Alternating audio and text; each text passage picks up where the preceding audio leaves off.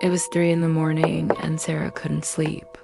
She lay in her bed listening to the house settling around her. Every creak of the old Victorian house was like a lullaby to her. It had taken some getting used to, but she loved hearing the house breathe. There was one sound that wasn't part of the lullaby, though. It was a new sound. Sarah could have sworn she heard something crawling in the air vents. At first it sounded like a mouse or maybe a spider skittering around. Then the noise stopped abruptly. She listened intently, but there was nothing. "What was that?" she whispered to herself. Her husband, Mark, stirred beside her. "What was what?" he mumbled sleepily. "Never mind," she said, chuckling at her own paranoia. "I just thought I heard a mouse."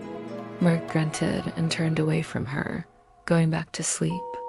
Sarah tossed and turned for a few minutes, trying to get comfortable. The crawling noise started up again.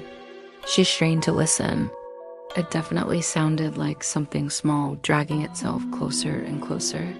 There was a heavy thump followed by what sounded like light footsteps dragging themselves closer and closer to their bedroom. The hairs on the back of her neck stood up. She needed to see what was making that noise. Then she grabbed a flashlight and made her way to the closet. She pulled out a long wooden dowel and used it to push open the closet door. The closet was connected to the air duct system, and with a little effort, she managed to wriggle through the opening and into the narrow space.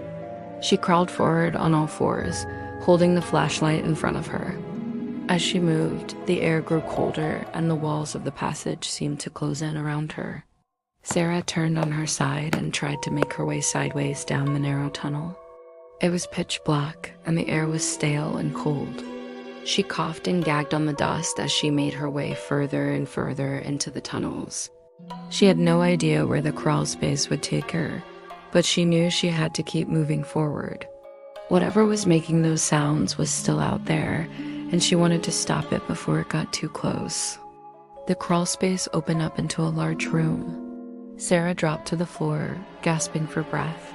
She looked around the room. It was dark and dusty, but she could make out the shapes of pipes and wires running along the walls. That must be where the noise came from, she thought, relief flooding through her. All she had to do now was find the source of the noise, and she'd be able to put her mind at ease. She moved toward a set of pipes and crouched down next to them. As she listened, she could hear the sound of water dripping from a leaky pipe. Must have been that, she thought. But then she heard it again, the sound of something dragging itself closer. She froze. What was in there with her? Sarah stepped back from the noise, her heart racing. She had to get out of there. As she turned to go, she saw it. A pair of eyes gleaming in the darkness, watching her. She screamed and scrambled backward, knocking over a bucket in her haste. The metal bucket hit the floor with a loud clang, echoing through the room. The eyes didn't move, they just kept watching her. Sarah felt a cold dread fill her as she stared back at the darkness. She couldn't see anything in the shadows, but she could feel its presence watching her every move. She had to get out of there.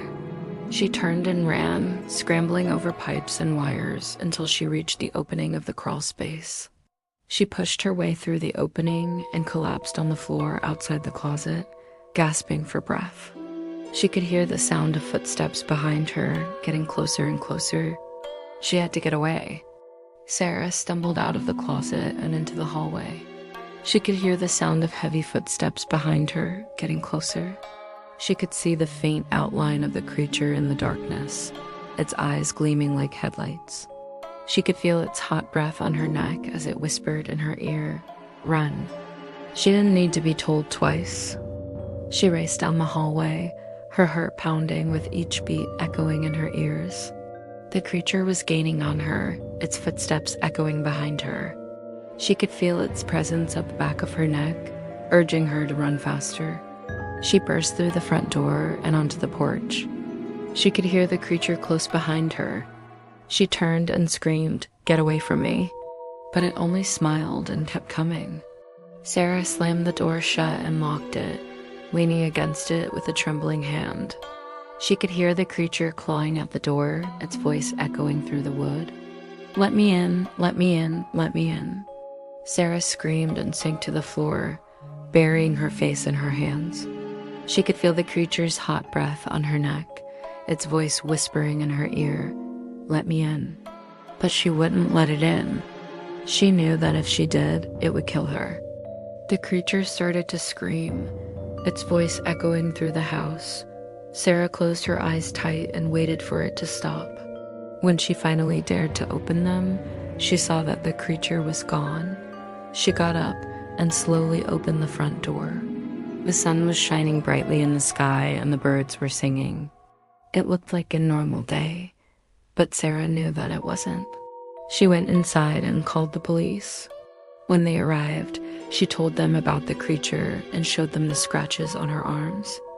They didn't believe her, though. They thought she was crazy. They searched the house and found nothing. And when they looked in the crawl space, they saw nothing but dust and cobwebs. Sarah knew that they wouldn't believe her, so she went back to her room and closed the door. She didn't want anyone to know about the creature. She didn't want them to think that she was crazy. So she lived in fear, never opening the door to the crawl space again. She could hear the creature moving around in the walls, scratching and clawing to get out. And sometimes she could even hear its voice whispering to her, "Let me in."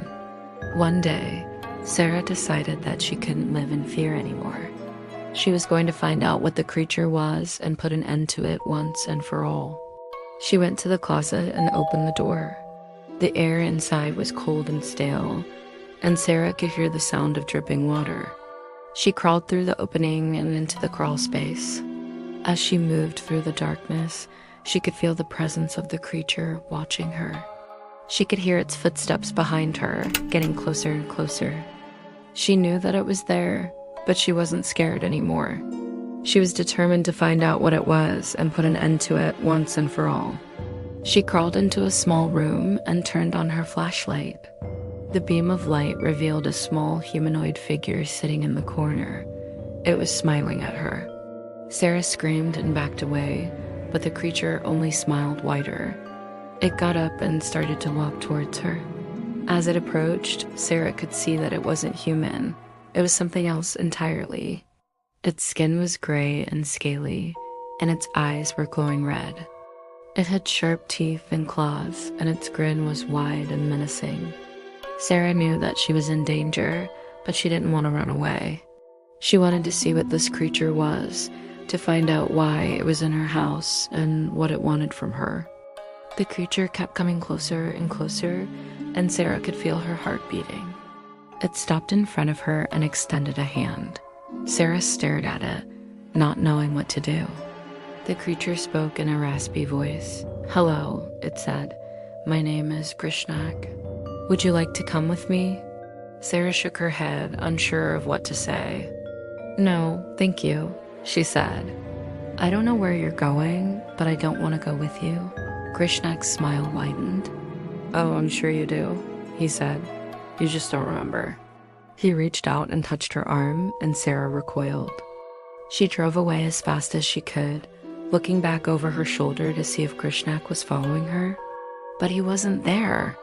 She lived in fear for the rest of her life, always looking over her shoulder, always wondering if Grishnak was there.